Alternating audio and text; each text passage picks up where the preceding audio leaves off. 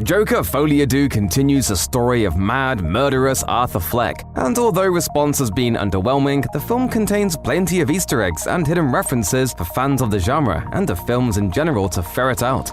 Joker Folie Deux establishes early on that Arthur still experiences breaks from reality, as he's escorted by 4 Arkham guards with black umbrellas. When Arthur looks up, the umbrellas are red, orange, blue, and yellow. He experiences similar fanciful delusions throughout the film, including various musical numbers with Harleen Lee Quinzel, played by Lady Gaga. The colorful umbrellas are a direct nod to the 1964 French film musical, The Umbrellas of Cherbourg. That movie, which is entirely sung, has inspired many modern films, including La La Land and Barbie.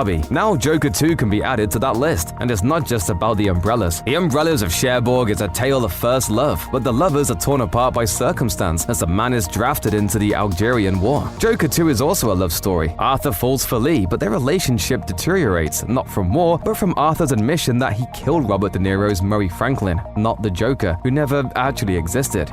The history of Harley Quinn and Joker's relationship is that she's his psychiatrist who falls in love with him. Joker 2 breaks from traditional canon, making Lee a fellow patient, although we later learn she voluntarily commits herself because she's basically a huge Joker fangirl and wanted to meet him. When Lee initially gets his attention outside the music room, she puts her hand in the shape of a gun to her temple. That's what Sophie does in the elevator, and Arthur repeats in their building's hallway in the first film. Hey! The gesture resonates later, after Arthur admits the Joker was never real. Lee then puts an actual gun to her temple, but she later sees Arthur on the steps where he danced in Joker, so she must not have pulled the trigger. Even if Arthur doesn't have a split personality, he's clearly deranged, likely due to his childhood trauma, and Joker 2 compares Arthur to another deranged movie character, Psycho's Norman Bates. Early in the film, Arthur attends an interview to strengthen the case that he has dissociative identity disorder, or DID. While speaking with the doctor, he mimics his mother's voice. Norman Bates legitimately has DID and an alternate personality based on his mother, Norma. When this personality takes over, Norman sounds like an older woman. Is it just me? Or is it getting crazier out there? During the trial in Joker 2, Sophie takes the stand and mentions having conversations with Penny Fleck, Arthur's mother. She talks about how Penny would say Arthur wouldn't hurt a fly. This is a nod to Psycho's iconic final line. They'll see and they'll know, and they'll say, why, she wouldn't even harm a fly. The irony is naturally how both characters' quote-unquote weaker personas disguise their actual murderous tendencies.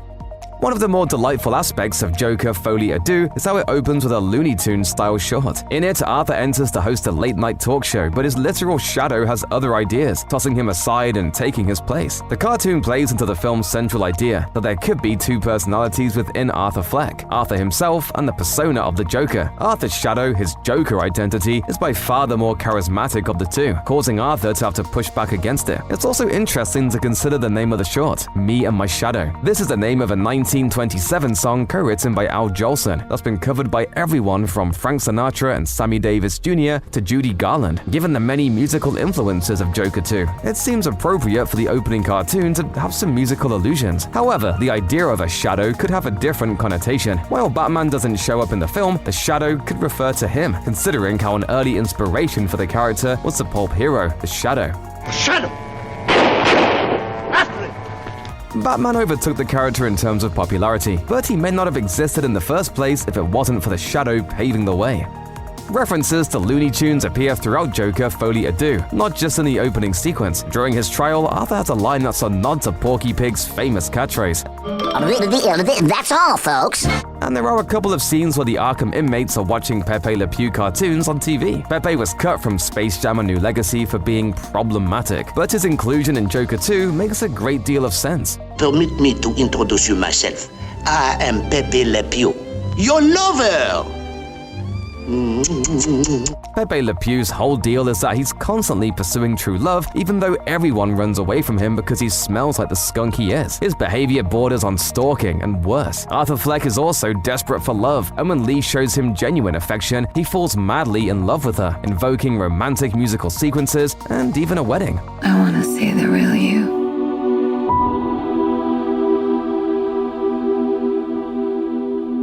But once Arthur denounces the Joker persona, Lee exits the courtroom with disdain in her eyes. She tries to get her back, but she's no longer interested, just like poor, stinky Pepé Le Pew. Hollywood trailers don't always accurately reflect the finished product. For example, many iconic lines from trailers don't make it to the screen, which can make an audience feel deceived. For Joker, Folie, Deux, a major set piece from the trailers is nowhere to be found in the theatrical release. I got the sneaking suspicion that we're not giving the people what they want.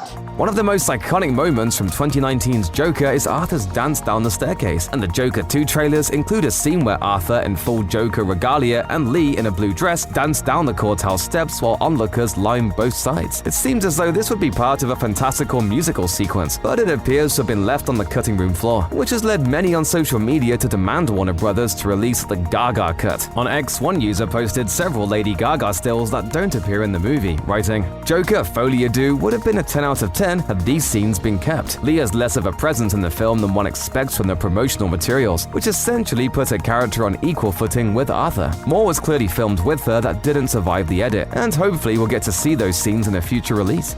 Once Arthur decides to represent himself in court, he dons the spiffy red suit he wore on Live with Murray Franklin. However, he's soon seen in another getup that comic book fans will recognize. During a fantastical musical sequence in which Arthur marries Lee, he wears a slick white suit, very similar to the one Joker wears in the animated film The Dark Knight Returns, Part 2. Joker, you've asked for a chance to share your side of things. I'm told you've killed about 600 people. How exactly does your side of that go? In that story, Joker goes on a talk show where he murders everyone in attendance using his toxin. But although Arthur murders Murray Franklin on live television in Joker, this version of the Joker isn't together enough to develop any sort of toxin. You can do anything you want. You're Joker. It's possible the white suit foreshadows what's to come. In The Dark Knight Returns, Joker breaks his own neck after Batman refuses to kill him yet again during their big confrontation. See you in hell. And Arthur meets a similar violent end at the hands of another inmate by the end of Joker, Folie, Deux. In either case, it's a bad idea to invite Joker on a talk show. About halfway through the movie, Arthur fires Mayan Stewart as his legal counsel and decides to represent himself. It seems like a move designed to allow Arthur to let his Joker persona shine, a move that may have been inspired by a real-life prolific killer. Arthur, don't do this to yourself. It isn't you. It isn't me.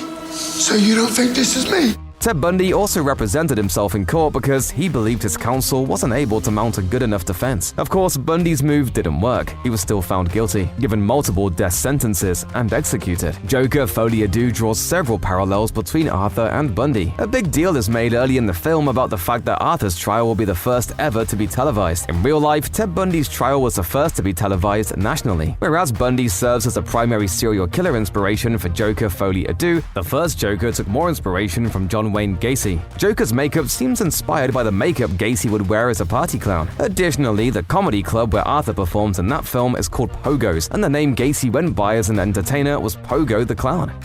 If Harvey Dent is going to show up in a project, it's a safe bet he's going to lose half of his face at some point to signal his transition to the iconic Two-Face. In Joker, Folie, Deux, Dent serves as an antagonist to Arthur as the district attorney representing the state of New York in his trial. At the climax of the film, there's a devastating explosion in the courtroom. In the aftermath, we get a brief glimpse of Dent on the floor. And while it's hard to make out, it does seem as though half of his face took some damage. Much like the way Bruce Wayne's parents are killed at the end of 2019's Joker, we get another key moment from an iconic character within the Batman iconography. However, Dent's face definitely isn't as damaged as it's been portrayed in other iterations of Two-Face, which aligns with the more grounded, realistic depiction of Gotham in the Joker movies. Fortune smiles, another day of wine and roses. Or in your case, beer and pizza. Ha! Besides, it's unlikely we'll get a Joker 3 in which we see this new version of Two-Face come to life. Todd Phillips has said that if another sequel does somehow happen, he won't be behind it, and a threequel would be tough to pull off regardless, considering the ending of Joker, Folie, Deux.